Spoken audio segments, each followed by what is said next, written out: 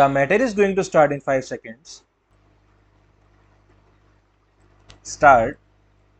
Now, sir, honorable members will recall that the bill was introduced in the House of the People on the 2nd September 1953. It has had a long history, and in one form or another it has been before the public since the end of 1949. In the statement of objects and reasons, the various stages through which the bill has passed since 1946 have been summarized, and I need not recapitulate on this occasion the circumstances in which the then Government of India took the decision in early 1946 to initiate an inquiry into the reform of our company law.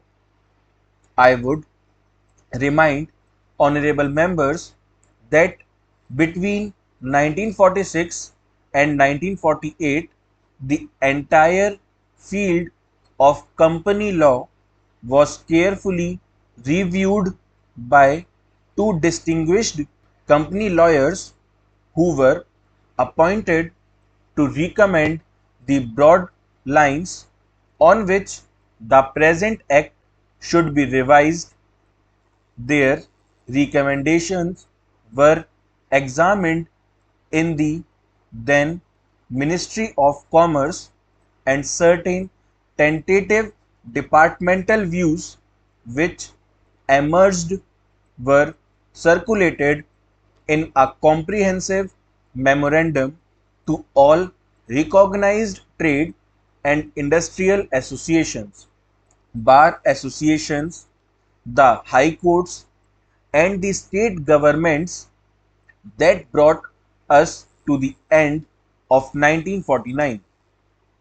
Many representations on this memorandum were duly received from chambers of commerce, trade and industrial associations, state governments, and the general public. At the end of 1950, the Government of India appointed a committee under the chairmanship of Shri Bhabha to go into the entire question of the revision of the Companies Act with particular reference to its bearing on the development of trade and industry in this country. This committee examined a large number of witnesses in many parts of the country and submitted its report in March 1952. This report again was circulated to all state governments, chambers of commerce, trade associations, high courts, and many other bodies.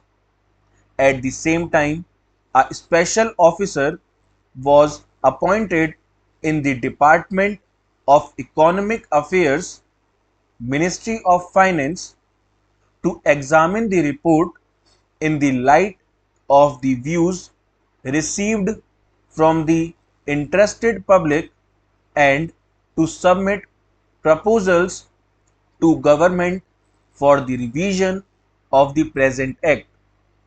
The bill now before the House is based largely on the recommendations of the Company Law Committee, modified in a few particulars.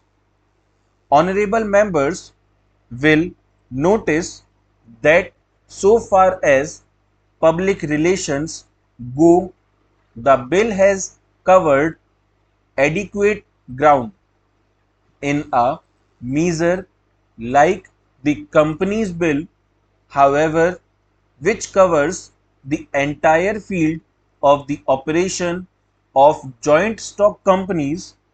The limits of consultation and discussion can never be exhausted, and I would like to inform honorable members that although the bill was introduced in Parliament over 7 months ago, our officers have been engaged throughout this period in further studies and informal discussions with the interests concerned, and on occasions I have also participated in such discussions. I have also given some further thought to some of the issues arising out of the bill, and I propose at the appropriate stage to bring before the select committee any changes in the provisions of the bill which seem to me to be worthy of consideration in the light of this further examination. No honorable members will have noticed that the bill contains 6 clauses and 12 schedules.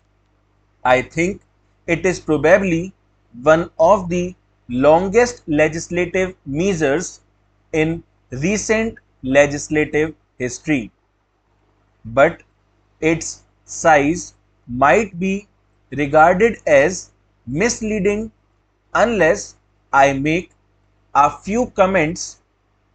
The bill is both, one must remember, a consolidating and amending measure as mentioned in the statement of objects and reasons.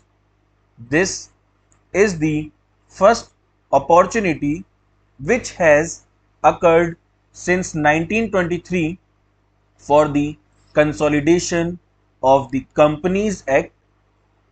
Advantage has been taken of this opportunity to redraft several long and complicated sections in the present Act, which have been split up into a large number of clauses. This is the largest single factor accountable for the increase in the number of clauses in the bill. New clauses embodying substantial changes in the present law would hardly constitute more than a small fraction of the bill. I would also draw attention to the structural changes in the bill to which a reference has been made in the statement of objects and reasons. The redraft of the bill and the rearrangement of the existing chapters in the Companies Act in a more logical order have, I think, resulted in a noticeable improvement in the form of the bill, and I hope will facilitate better understanding and appreciation of the scheme. I wish that the Act, which came into effect long ago, was implemented properly. I know that the minister here is very earnest in implementing it, but unfortunately his colleagues at the state level are disappointing him. Unfortunately, no steps have been taken for trimming or toning up the administration at the state level and at the district level. They have to be taken immediately. Full stop.